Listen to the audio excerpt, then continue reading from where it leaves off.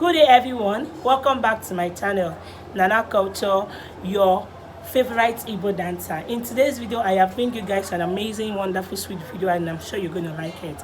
But before then, if you've not subscribed to my channel, please, what are you waiting for? Please hit the subscribe button, subscribe to my channel and also hit the notification bell so that you can always get notification whenever I post videos like this, okay? So today I want to take out this opportunity to wish my wonderful, beautiful, amazing supporter. She has been so supportive to this beautiful family. I want to wish her a happy birthday, long life, prosperity. I wish you many more years. In the person of Amadike, Nwamaka. She has been very supportive to this wonderful family. So I want to wish her a happy birthday, more blessings to you. Keep on supporting this family. We love you so much. So this dance I'm going to dance right now, I'm dedicating it to you because you are my Omalicha. My Omalicha, my sweet potato, my beautiful, sweet, lovely supporter, my beautiful fan. I love you so much, girl. I love you so much. I love you so much. So let's get on straight to the video.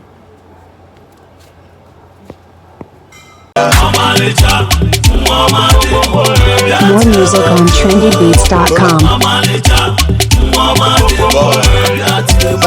See, I found one with Omalicha, if you want to let a hey, one with Africa, but I on a one with Omalicha, hey, let me go see a letter, hey, one with Africa, but I on a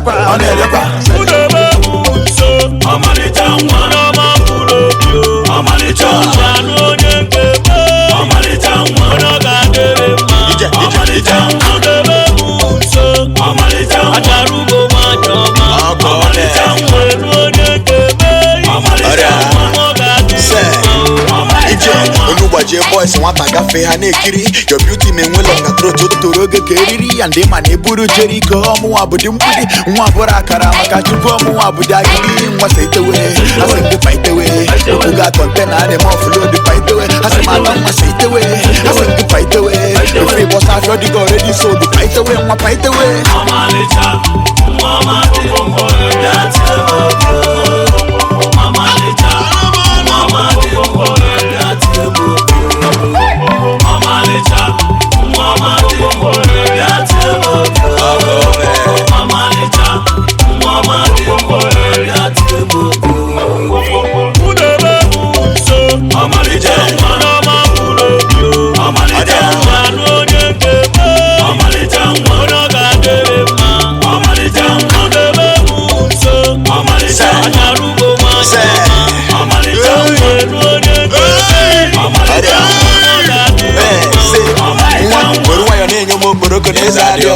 A thought of you, they bust my head, the blast I don't know. Up now we get today, that would be a waste of food. They steady dripping it and they make him want check and go talk to say, who go buy a madam, my show outside, go my spec. Right on the beat, I on the beat, man,